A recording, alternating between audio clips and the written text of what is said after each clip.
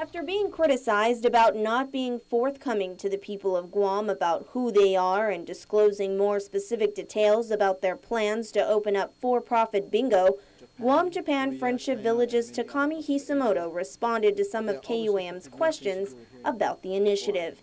Hisamoto, who is expected to come to Guam this week, says he is the only person guiding the Guam Japan Friendship Village project, explaining that there isn't yet a board of directors. He's working with accountants and an attorney to decide how to structure the enterprise. He says he intends to assemble a team of experienced for-profit bingo managers to operate the project and create a popular and attractive bingo parlor that visitors to Guam will be anxious to come and see.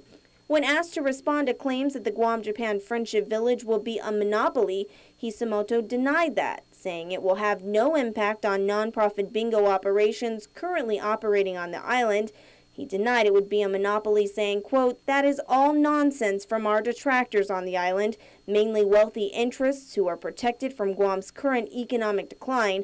The nonprofit organizations are important institutions that are helpful to villagers in their communities and are very good for Guam." Hisamoto said his project would be targeted for tourists and not aimed at competing with or attracting residents away from any nonprofit bingo facility. When asked about Bridge Capital's participation in the venture, Hisamoto maintains that the company's involvement is based entirely upon the long-term lease it holds on the former Guam Greyhound property. He did admit that it was in Bridge Capital's interest to help him secure voter approval so that the project could go forward. Bridge Capital is owned by John Baldwin and Sean Scott, who have been behind previous failed gambling initiatives on the island as well as around the world. Hisamoto believes that for-profit bingo is a vastly different enterprise, one that Guam has in nonprofit settings embraced for many years. He believes it will become an attraction for visitors that will be beneficial to him as an investor and to the government agencies that would purportedly receive contributions from revenues. He didn't directly answer our questions about the types of electronic bingo machines he intends on using or whether the facilities would be primarily electronic machines.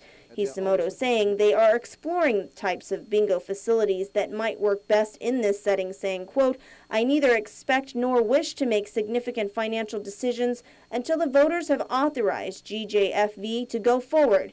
There will be plenty of time after that for good decision-making by appropriate regulatory authorities and those who will be helping GJFV develop its final operational plans." While opponents of Prop A have said that the initiative language allows for Guam Japan Friendship Village to open up bingo slots before the government establishes rules and regulations, Hisamoto responds saying it would be ill-advised for anyone to start up a business like this before rules and regulations are known and in place.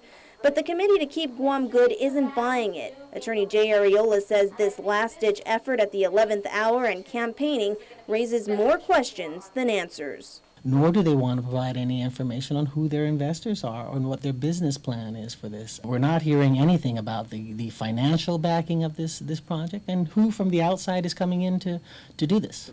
Areola says Hisamoto's response to KUAM about exploring bingo facilities is disconcerting, saying the Committee to Keep Guam Good believes Prop A is just a blatant attempt to bring in bingo casinos. Whatever you want to call it, it's under his own admission, it is not.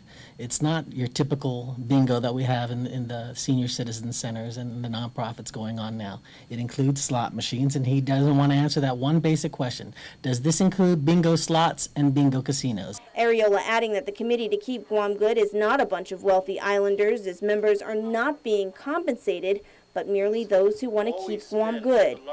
Hisamoto, meanwhile, hopes voters will give it a gamble, adding if Prop A passes and for-profit bingo is established on Guam, he isn't inclined to sell the business if the measure passes, saying he prefers to support it, maintain its success, and enjoy the profits of a long-term investment.